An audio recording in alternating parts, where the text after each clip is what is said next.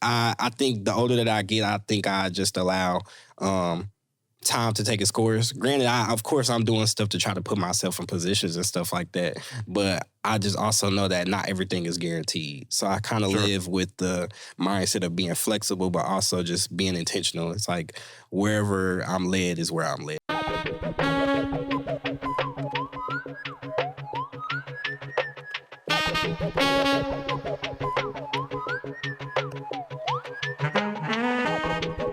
We're good? You all ready? You good? Ready? Good. All right, ready? All right.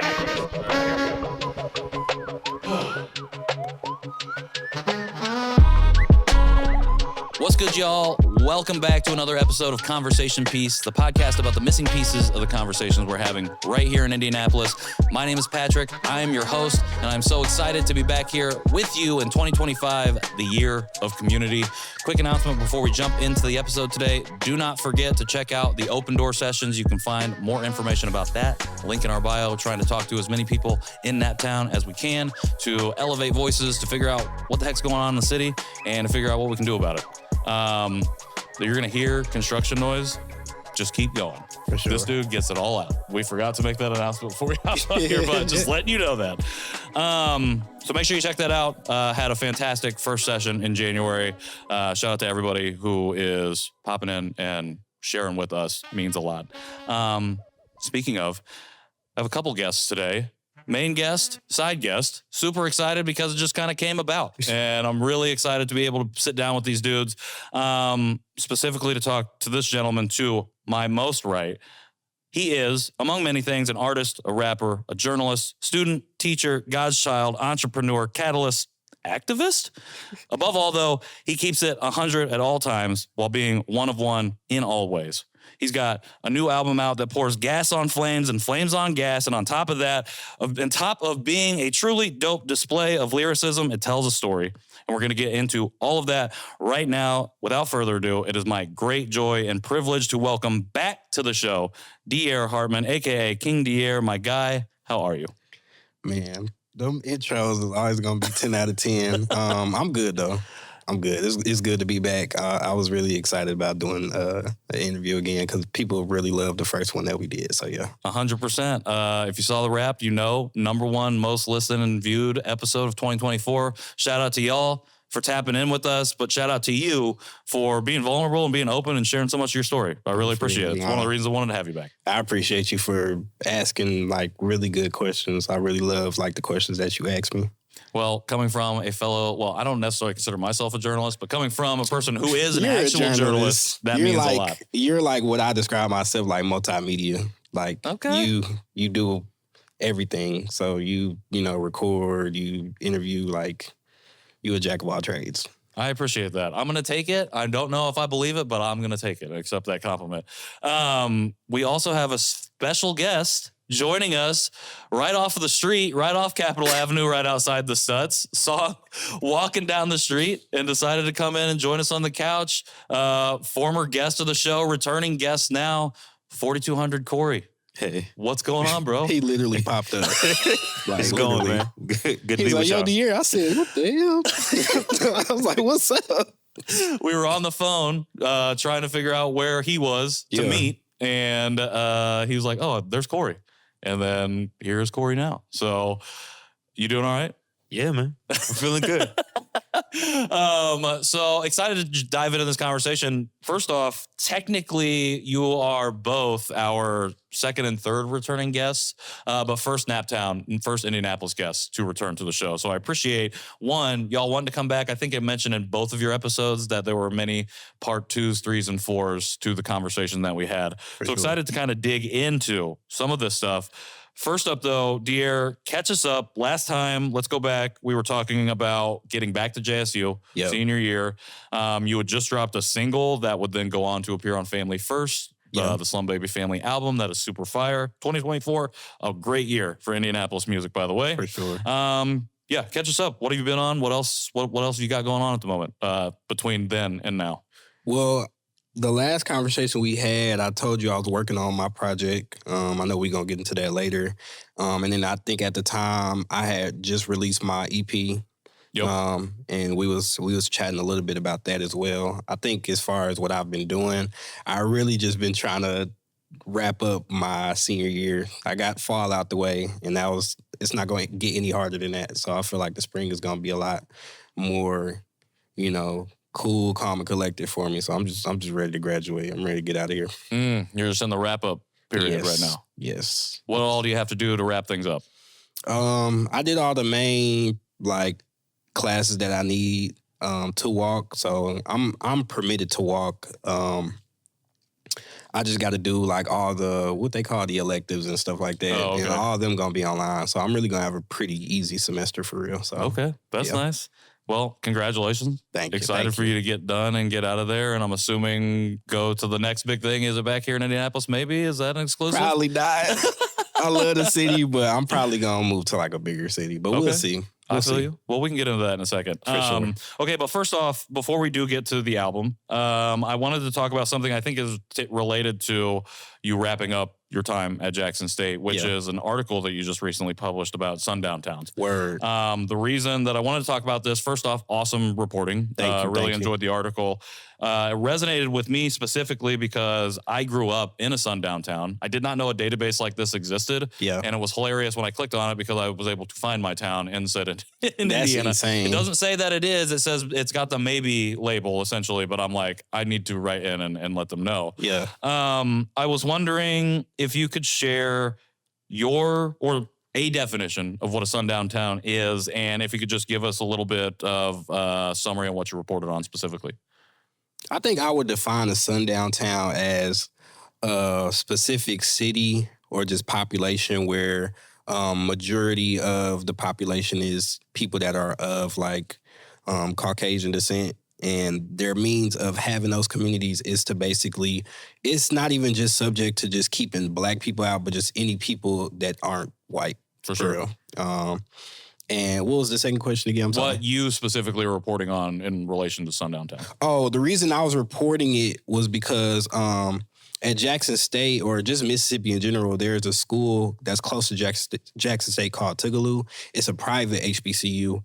And the person, James Lowen, he did a lot of work on sundown towns at that school, and they preserved his work there. And they basically have a network of different sundown towns that are within the United States that he formed a database to make people aware of where these places are. And ironically, a lot of them are in the Midwest. Yep. The Indiana list is basically every single town. Yeah, literally. And, it was quite long when I was looking at it. Yeah, it kind of shocked me. It did, but it didn't. Right. And I basically just was interviewing a bunch of different people that knew of his work and also worked with him, and then also basically just getting other people's perspective. I talked to a lot of different historians and people that were really keen on just that type of research regarding sundown towns and just racial discrimination in general. So yeah, it was really fun. Biggest thing that you, most unexpected thing, I guess, in the reporting that you found? Yeah, I think the most shocking thing was that most of those places are in the Midwest. Yeah, that was the shocking part. People think the South is how it is in the Midwest. It's sure. A lot. Granted, I don't like to compare racism. It's nuanced, but I just think up north is just very different for sure. It is different. I'm glad that you bring that up because it's something I wanted to talk about. I think that you talked about in the article. Yeah. The idea of keeping a mirror up to holding ourselves accountable. We think a lot of, when we think of just racism in general, physical violence. Yeah. But the more subtle, non-physical for sure. Acts of violence that happen in places like sundown towns cause more harm, I think, just from my personal perspective. Yeah. And I think this idea of knowing better and doing better, and the only way we can know better is if we're looking in the mirror constantly to hold ourselves accountable, because if we're not doing that, then how will we ever know that we need to change something exactly in that system? I agree. What do you hope kind of spurs out of this report? I think self-awareness for sure. especially with the recent election. I won't get too in depth about it, but just like I know a lot of people are kind of like nervous and scared about the climate of the state, not the state, but the nation that we live in. And I think it was just a really good article to just keep people aware of certain stuff like that. I remember it was a person that went to my school that had a family member that went through a sundown town and was murdered. So it was just stuff like that. Like, imagine if he was aware of where he was at. You know what I'm saying? Like, it'd be small stuff like that that you probably don't even think about at the time. So just bringing more awareness to stuff like that. Yeah. Well, it's great to keep, like, the name and those people alive in that way. For sure. Because we talked about it, I think, a lot in these most recent episodes, but just the idea of we shouldn't start hearing people when they're gone. Like, we need to be able to hear them now. And if we don't talk about James Lowen's work or the work at Tougaloo, or we're not talking about, like, the folks that have experienced these things in the places that they happen, we can't dispel any of that or get people to see, hey, you know, Indiana might be a quote unquote northern state, but it's pretty much the South. Yeah, literally. We might touch North or Lake Michigan, but got much more in common with our friends in Florida sometimes. Yeah, I agree. It's tough. But the reason I wanted to talk about the reporting is because I feel like it has a lot to do, or there's a lot of like permeating themes or themes that permeate the story that you're telling in Dirty Dirty. Yeah. So I want to go to the album. You called it an ode, your ode to the South. Yes. And I think that it does accomplish that because it tells both the story of like the city of Jackson and what's going on in the South, and it tells your specific story within this larger, I think, fabric of that story, of that narrative. We barely skimmed the surface of it last year, so break it down for us. Break it down for people who don't know anything about Dirty Dirty, what it is and how you came to it. Well, I went to Jackson, Mississippi to attend college at Jackson State University, and my reasoning and meaning for creating the project was to basically pay homage to my time there in Jackson, Mississippi. And I think my purpose of that was just, originally when I came there, I didn't want to make music anymore.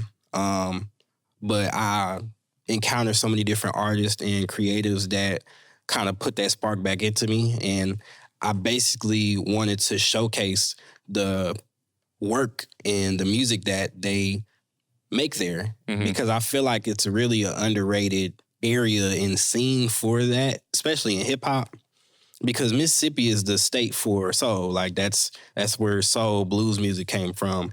And I feel like the artists that make music there, it reflects that. It's kind of like a melancholy type of feeling. It's real gritty. It's real grungy. Like it's just a different feel, like as far as the artists that you hear from there, because it reflects the stuff that they go through. So yeah. For sure. I appreciate that breakdown because as I've been listening to it, I've been thinking about, and this is something that Corey and I talked about, Skip and I first started talking about on the show way back in last February, was this idea of like the Naptown sound. What is that sound?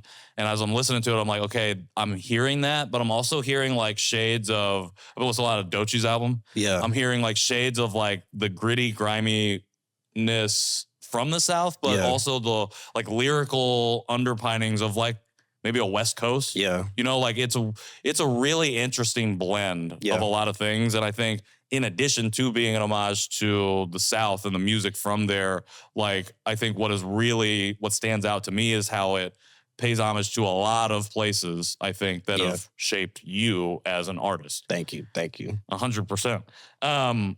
You spent, I think, a lot of time honing this particular sound. For sure. Was there a specific song on this album that took you longer to get just right? Like, it had to go through maybe a couple permutations before you were like, okay, this is where I wanted it to be. It probably, let me sit on this one before I just answer.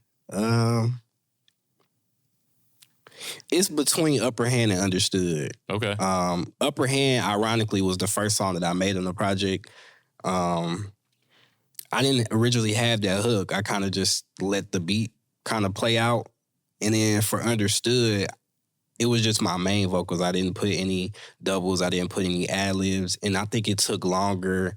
I'm going to say it's understood. I think that took longer because with that song having so much depth to it, I wanted to make it cinematic, but I also didn't want to do too much, and I also didn't want to do too less, if that makes sense. For sure. And I just wanted it to not necessarily feel like a song, but I wanted it to feel like an experience, because that's basically what I was trying to invoke when I made it. So, yeah. For sure. Cinematic, I think, is a great way to describe not just that song, but I think the whole project. Yeah. Because it does feel like a movie. It Yeah. almost feels like a movie score. Yeah. And like you can see the scenes playing out as you work through. That's what I the hope album. for. That's like my biggest dream. Achieved, at least from my perspective.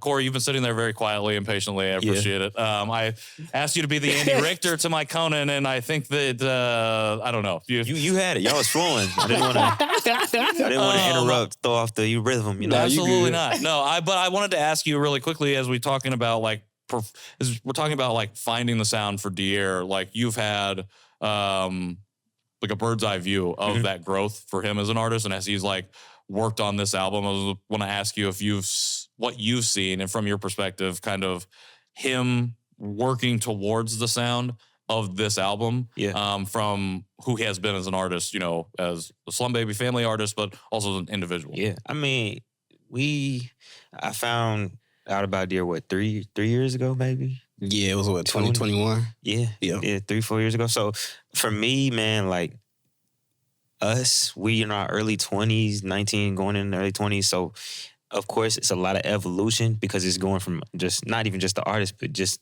transitioning from young men to grown men and seeing his work sort of reflect who he is and who he's become over the few years that I've gotten to know him. I mean, it's just evident for me, like his strength as a writer, as an artist, his ability to not, settle, which I think is oftentimes the issue between the difference between a lot of music nowadays. He just doesn't settle. He's very adamant about what he wants. He's very intentional.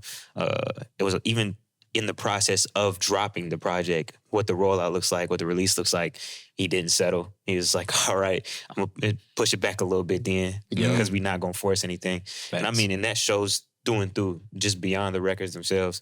So, I mean, like, having a bird's eye view, I mean, it's just really cool. It's really inspiring, and it's like something to take pride in, to be like, that's a guy I know.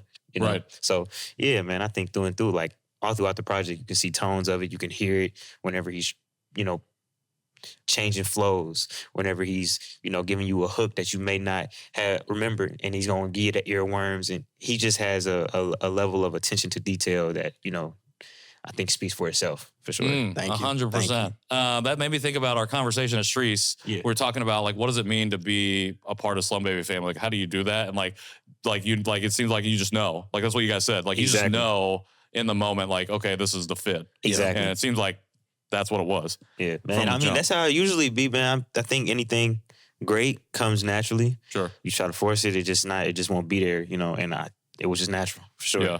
And I really think we make each other better, for sure. I told Corey all the time, like, a lot of what I did on the project wouldn't have happened if I didn't have that example, seeing his work ethic, because he's literally like Kobe Bryant. Like, he will be for sure up at 4 a.m. making a record, working on something, and kind of like what he said, like, not settling, adding more to it, making it more nuanced and stuff like that, like having more character and stuff like that. Like, I picked up a lot of that stuff from encountering Corey and also Macalays as well. So, yeah. For sure. All three of you, like, this idea of never settling, I think that should be the next album title, because that is for sure. Settle. Y'all are hungry dogs for sure in this game. Yeah. Like, I see it just as being a spectator, being a fan, just seeing, well, I already told you, I'm like, you're releasing too much music. And then I was mad when you were like, I'm done releasing music. I'm like, damn it, why did I say that? But it's just like, to see y'all really getting after it and like continuing to push the envelope. And I love it, like the way you described it for you, just like not wanting to do it until it's ready, and your attention to detail and getting all the pieces right. Like you said, I understood, like you had to find the cinematic quality that was more than enough, but not too much, like just right. And not just settling for like, okay, that sounds pretty dope. Yeah. But like making it like, okay, this is great. This is a great song. That's something I feel like I was picking up on, but something I noticed for sure as I was listening to the album, and I was listening to it a lot yesterday, just like to really get in this mindset. And one of the things I wanted to start to kind of unpack a little bit was the opening track, Vitamin C. Yes, love C. I love C. Yes, straight fire bars. I was like, you asked me like my favorite song, and I was like, after I told you, I'm like, okay, I gotta keep going back. I'm like, yeah, this might be it now, but like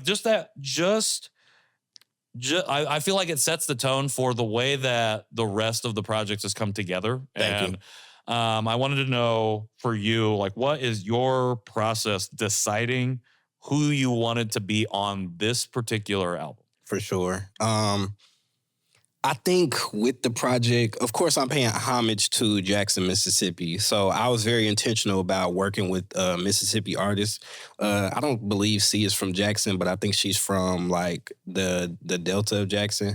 And I really love her writing. She's very, you could just tell she's a student. Like, it's not even just like hip hop. It's really like poetry for real. And I was intentional about using her for that intro because she talks more about just the cultural and spiritual implications that come with living in the South because it's such a deep, rich history that is from the South. Like Mississippi, whether people want to admit it or not, really is just the core foundation for a lot of stuff when it comes to just us as African Americans. It's the birthplace for the civil rights movement. It's just the birthplace of a lot of different stuff, even with blues. Like, if it wasn't for blues, we wouldn't have hip hop, whether people want to say it or not. Like, it's I love her for that, and I think I really wanted to be meticulous, if I think that's the right word, about who I use for the album. Even with Dev Mack, he's from Jackson, Mississippi. Shout out to Dev. He's my mentor personally. Yeah. I love just the grittiness in his rapping approach. That's why I had him on Who Really, along with Corey. Aaliyah Dawn, she's from Jackson as well, and I had her sing on the project as well to just provide her level of just artistry as well, because I really love her as an artist. I'm a big fan of everybody that I had on the features. But to answer your question, I use people based on their strengths. And I feel like based on the different tones and just the sonics that was on the specific songs, I tried to be intentional about who I had on them. So, yeah. For sure. I think in particular, like the features definitely are standouts. Who Really, fire track. Yeah. I got to give you your flowers really quickly. Your features recently have been out of this world. I sent you a really long message about it, but about the one from Zoom Baby. But just like you've been on point. But even like what Mac is doing right now with the beat switches, the remixes. I'm like, y'all are doing like stuff that is just, I don't know, touching different parts of your artistry, I think, in ways that people that are from here or people that maybe know you from Jackson maybe didn't realize you were going to be reaching in those types of bags. I think it's really, really awesome because when in this city, you know, we've been talking about for the last year, like, what does it mean to create, or actually we just talked about with Maxie, what does it mean to create industry for in a place where industry doesn't exist, for like a music industry or an art industry or whatever that scene might look like. Yeah. And part of that is like, we have to pay homage to the people that have done it, but also, are we going to be willing to invest in our young people who are out here doing it, who are doing stuff way different than we did it? Yeah. But we're not going to like throw shade on that. We're going to invest in it, and we're going to empower them to continue to do that, because that's going to carry us to whatever change might look like. I agree. So I think that's what y'all are doing right now in this work. And like I said, with the beyond just the features, like a project like this, a project like Family First, true collaborations, I think. Because you see other names pop up, but then there are names that you don't see unless you either know the people directly that make it or you somehow get a full credit list. Yeah. So for you on Dirty Dirty, anybody who contributed that people may not realize that you think y'all got to know that they hopped on to help create some of this? Well, I'll start with just even how Dirty Dirty came about. I mentioned this at my show, but my homie Dominic Hines, I was staying with him at his crib, and he grabbed me and was like, "Do you want to take pictures?" And he had told me to put on the brown jacket that I had on, and basically the whole outfit that's on the cover. Mm-hmm. And we was taking a bunch of pictures. I didn't have the album in mind at the time. But after he was done taking the pictures, I was like, dang, that looked like a whole album cover. He was like, so make the album. Like, and once he told me that, I kind of just locked in. All of the tracks that I made on Dirty Dirty was in a 2-week span. I made all them tracks in 2 weeks and just kind of what's the word? Yeah, I build on top of what I already had or whatever. And that took me from I think I started in March to all the way to November. So that's just the whole process of me just working on everything that I had. 2-week production. Yeah. 10-month post-production. Yeah. That's wild. I recorded everything myself. I was in my room. I had my mic, my headphones, and BandLab. People sleep on BandLab, but BandLab will get you through there. Like, I just feel like if you work on your craft and you know what you're doing, and then you got engineers that know how to really work on making it sound crisp and polished, and it really don't matter what you're using for real. For sure. Well, like I said, sound like it feels like a movie. Yeah. And I feel like you definitely achieve that. And again, like you don't get to a polished product like that without community and collaboration. For I sure. hope I answered your question. No, you did, for sure. So I appreciate you sharing that. Another thing I wanted to ask, though, was something in your bag that you got into that you haven't before on a project. I mentioned this earlier, but I can go more in depth. Like, one thing I like about Corey is that he kind of makes everything feel more cinematic.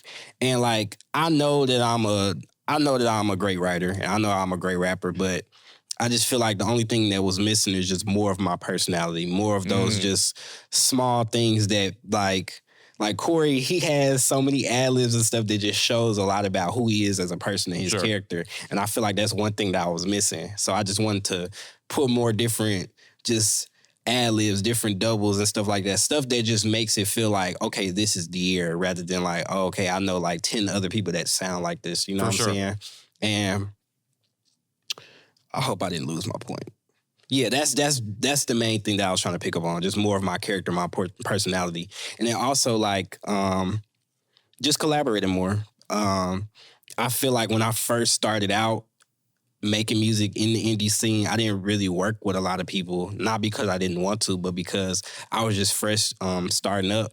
And I was young. When I first started rapping in indie, I was like 17, 18. Like I was in high school. I went to Short Ridge High School, was going to open mics and was just trying to introduce myself to people. So I didn't really know anybody in the scene for real. So I think now that I'm older and I've had my community in Jackson, it was easier for me to be like, okay, let's work. Because I was already doing it anyway. You know what I'm saying? So yeah.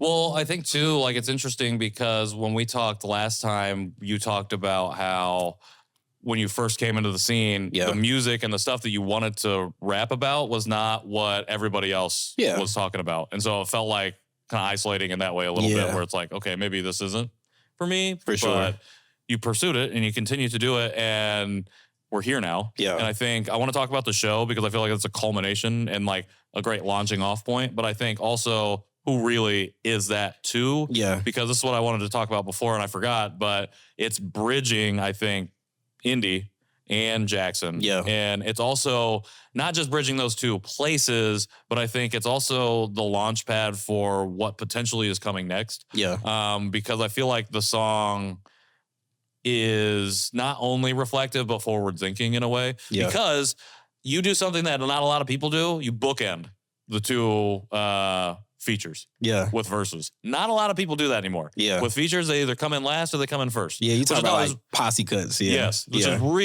really, really enjoy because I think you keep continuing to claim this real estate is yours. Yeah. Like, even though you have really fire people that come on to help create this, make the song what it is. Yeah. What does it mean to you to now be sitting at this intersection of all of these things, finding yourself getting ready to leave Jackson, to be done, to go wherever you might be next? I like that you said it might not be Indy, because that's what I said to him.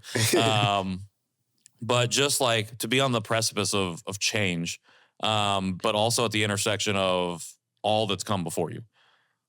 That's a really good question. These damn questions, man. It'd be like Mike Tyson. That's a great question, bro. I said I don't know.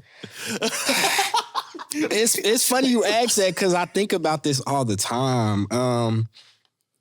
I'm a person that loves change. Yeah. Like when I went to Jackson, Mississippi, I went as a means of survival, and I went as a means of knowing that, not even knowing how it would end up, and me ending up being here after going there and just taking my chances on changing my life. Going to Jackson, Mississippi, or Jackson State specifically, changed my life.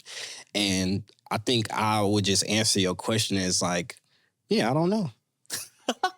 I don't know.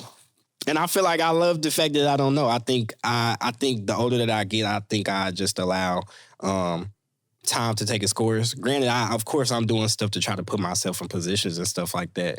But I just also know that not everything is guaranteed. So I kind of live with the mindset of being flexible, but also just being intentional. It's like wherever I'm led is where I'm led for Bro, real. I said the same thing. But like, what's funny is, like, I didn't know. I still didn't know. Yeah. And we went on tour. Yeah, it's like... He was like, where y'all going? So I'm going to say this. I don't know. So I'm going to say this. I'm going to say all 6 this. different cities. And then like 2 weeks later, I'm be like, oh, okay, I'm going to live here. Like, I don't know. For sure. Like, But I think it's a great I appreciate you sharing, because I think it's a great place to be, that not a lot of people get to be in a place of I don't know that is also...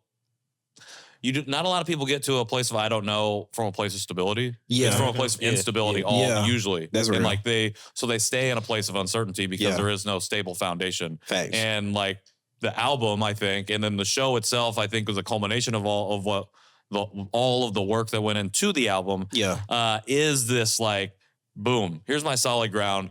Graduating from Jackson State, here's my solid ground. Like my runway is infinite. So I don't have to know, because I have a lot of opportunity and options. I know to that's pursue. right. I mean, and what's funny is like that's the point that you're making, that I believe B Swift has said something real similar to that, where he was like, people always ask me what I'm gonna do. I don't know. Yeah. He's like, I got a lot going on. So yeah, no, that's just fire. B Swift 100% has the most going on. At some point, this show will be part of that. He'd be having a lot going on. Shout He out to really B does. Swift. But again, it's like, for people to put themselves in that in that situation, to have those opportunities, I think it is rare to model that for other people and be willing and open to talk about it. Yeah. And I think the fact that you just shared that here on the couch means a lot, because I think a lot of our audience can enter into spaces of uncertainty and feel trapped by that.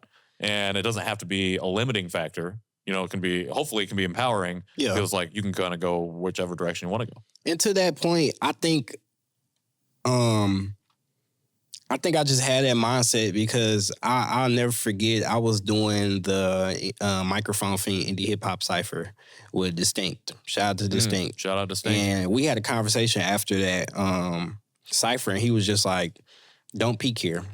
Granted, he was just talking to me. He wasn't saying that goes for everybody, but he was just like, he just felt like me peeking here just wasn't what I should do. He was just like, if you got the opportunity to leave and you can thrive somewhere else, do it. And I feel like I just took that advice and ran with it. And I feel like my time at Jackson is, I don't want to say done, like I'm done with Jackson. I love Jackson, but I just think it's just time for me to move on. For sure. In a good way, though. Yeah. In the best way. And I think I'm excited to just do more things that I've done already. So, yeah.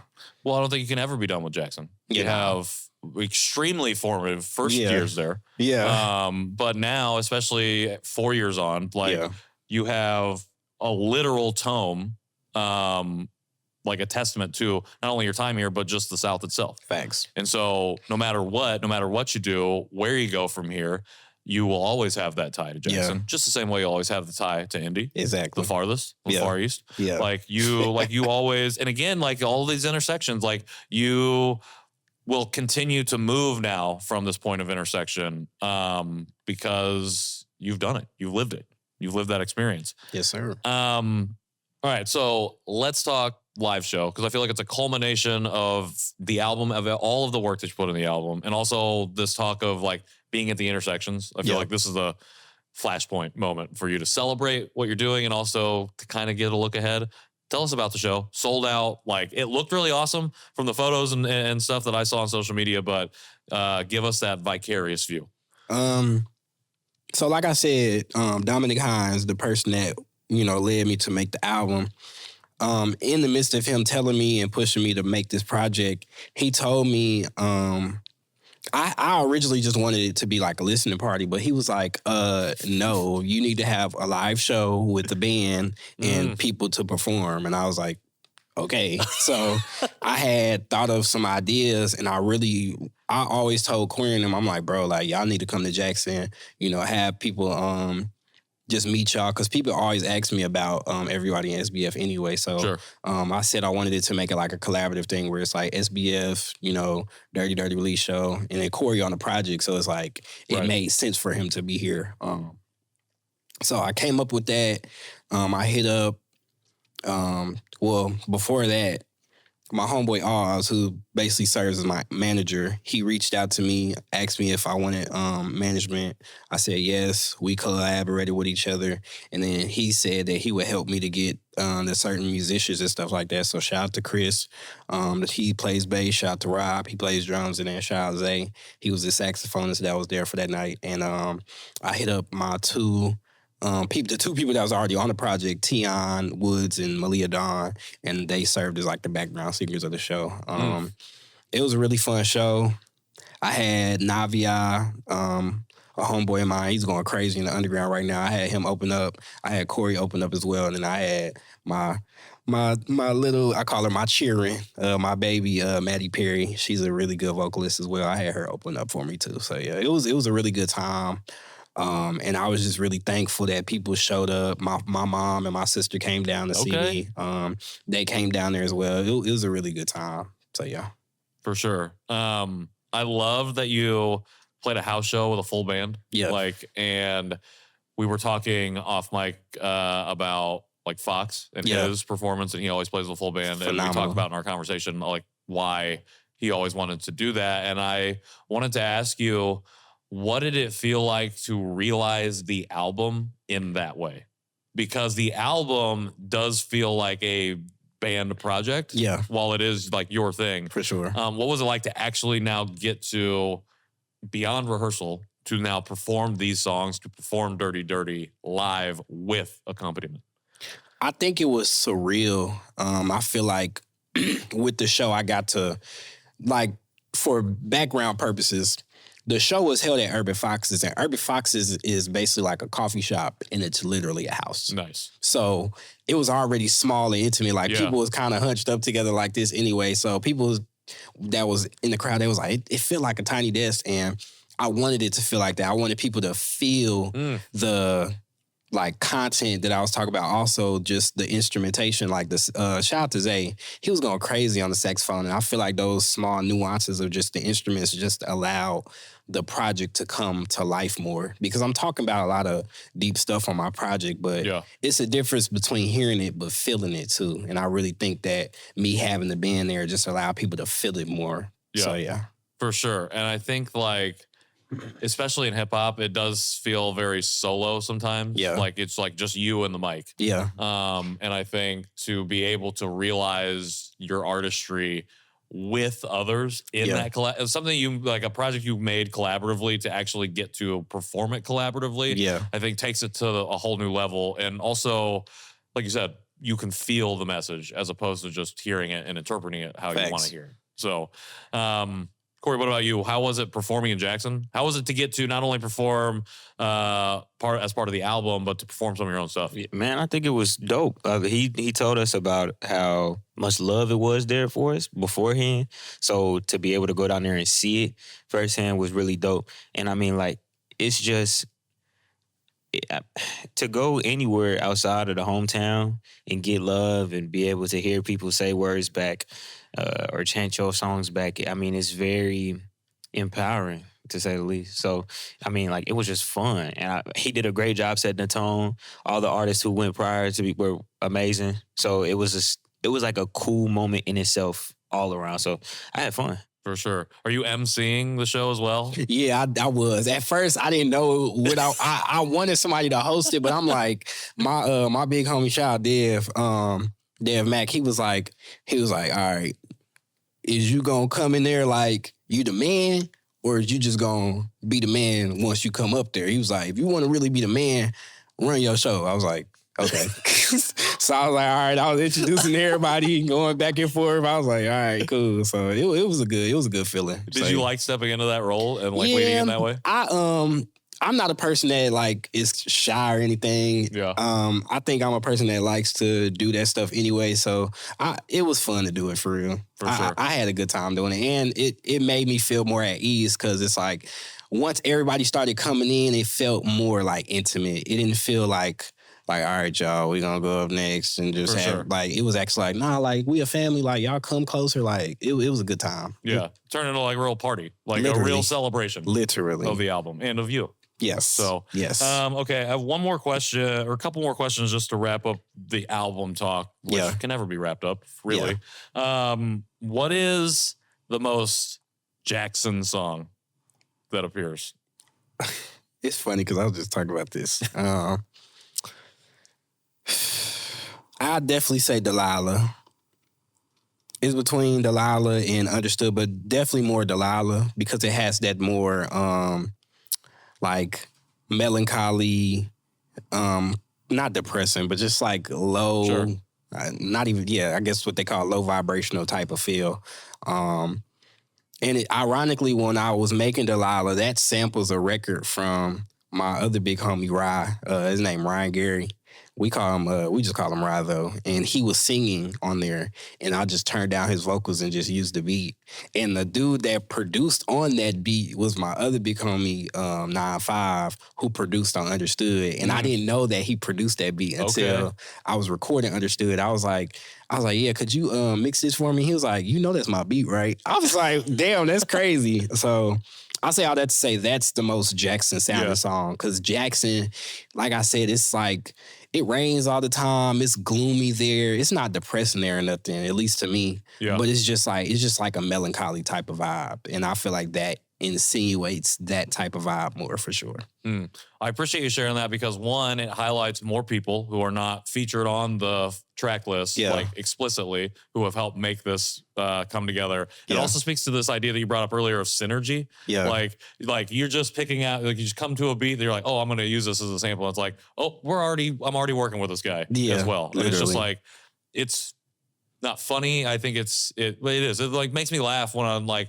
I see things like that because it's just so cool to me. Yeah. Because that's what I look at my life and I'm like, the way that stuff has happened sometimes is just like, it's kind of stupid. I'm like, this is stupid. How did this just happen? But in the best way possible. Yeah. Because like really cool artistry or really cool something comes in. And like I think it just means like you must be doing something right, putting something right out into the world. Thank you. To be met with that same synergy. So shout out to what you're doing. Thank you. You talked about you don't know what's next, really. Yeah. Like you don't know what you're gonna do specifically. So I'm gonna ask you again to really dig deep and think about it. What is next? Me. Like, are there more shows lined up for Dirty Dirty? Is there something else that's coming out of this? More videos? What do you hope comes next with the project itself before you get to, I don't know? I think my means of dropping the project was really just to show people the progress and just the different experiences that I had in Jackson, Mississippi. And then also I really wanted to just express myself in ways that I wasn't able to. So definitely making more content. I definitely got more videos on the way. And then as far as like actually touring, that has been something that I've talked about with my manager, Austin. So we definitely been looking into it because all the different states as far as like who listened to me the most is literally the whole Bible Belt. And if you don't know what the Bible Belt is, it's basically like Florida, Alabama, Mississippi, Louisiana, and I'm probably missing something else. Yeah, I'm probably missing some Georgia, I think. Yeah. So, yeah. All right, so we can expect a Bible Belt tour. The Bible Belt tour. Yeah, the Bible Belt tour, yeah. I like it. Featuring 4200 Corey and the rest of come to the South. I've been talking about tour. I'm like, I just want to see it. I just want to see y'all do the big things. Yeah, me seeing him do his tour was definitely like, okay, this is actually something I could do. And he definitely put that ring in my ear before too, even prior to Austin hitting me up about doing the tour. So I think it'd be dope.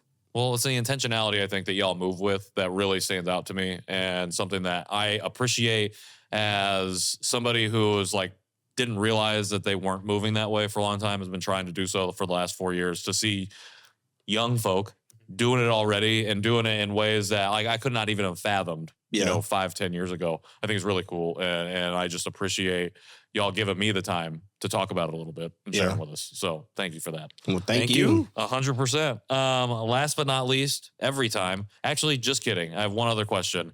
We have a recurring segment on the show called Give Them Their Flowers, where we ask our guests to shout out a person or persons that they think deserve their flowers at the moment. Because we have a situation I was not prepared for, I'm going to ask you to give Dierre his flowers today, if you don't mind. Oh, man. I would like to give Dierre his flowers. I'm supposed to say stuff too? Yeah. Give him his flowers. Okay. Give him his actual flowers. Man, Dierre. But that was hilarious. I'm going to clip that out.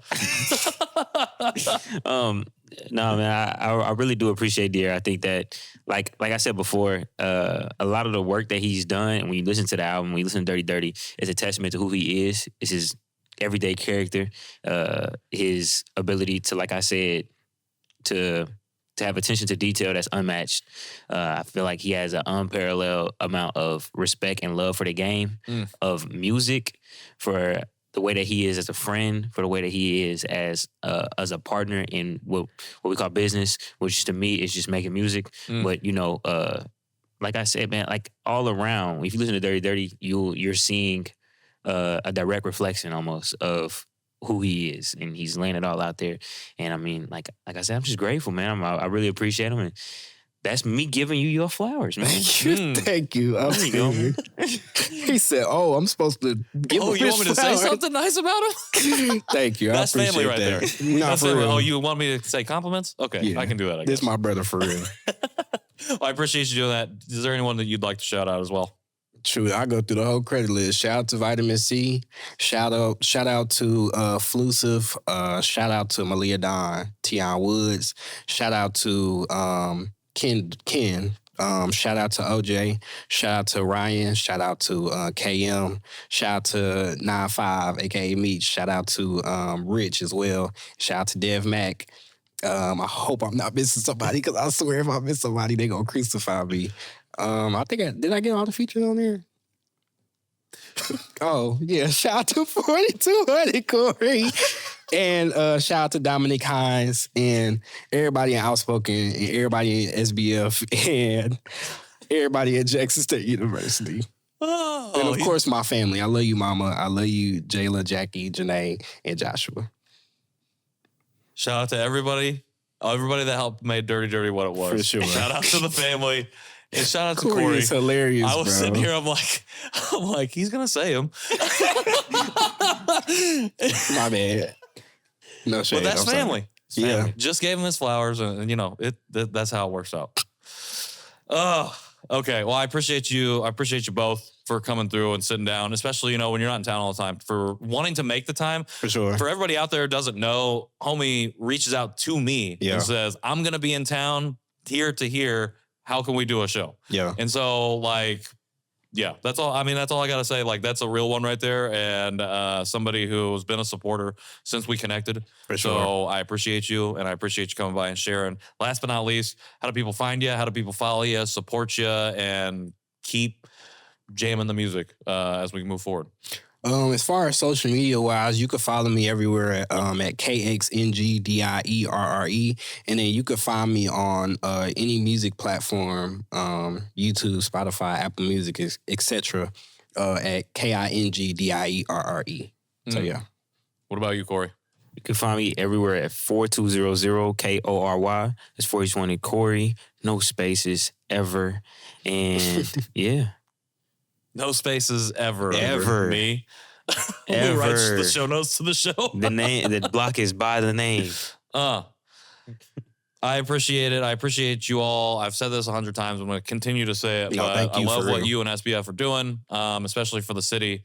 And it just, again, means a lot to be able to sit here on the show and talk about some of it. So appreciate you. Can't wait to see what's next, even though we don't know. I can't wait till we know.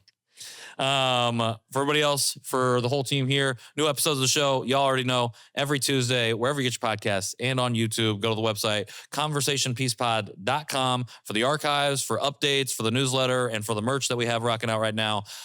This is February, so you already know about our exclusive 2025 The Year Community t-shirt that we have right now. Go to the website. You can get more about that. Open door sessions, the open door sessions. Make sure if you're interested in coming on and sharing whatever you got to talk about, we're hoping to give you a space for that. Link in bio for more on that. And last but not least, we have another cool event happening at the end of this month. It's Community Check-In, the first of hopefully many, where we head out into the community and we celebrate joy, we celebrate the wins that we got going on, and we figure out how the best ways for us to support each other. So, without further ado, shout out to Ill Creations, aka B Steel, for these 2 dope pieces. You can find more about that in the show notes. Shout out to Popular Rapture and John Overton on the mics, Mike Lee and Mike Lee Productions on the cameras. Shout out to Pattern and the Stutz for the space. And last but not least, shout out to SBF family, shout out to Dierre, shout out to Corey for being part of the show. I've been Patrick Armstrong. This has been Conversation Piece. See y'all soon.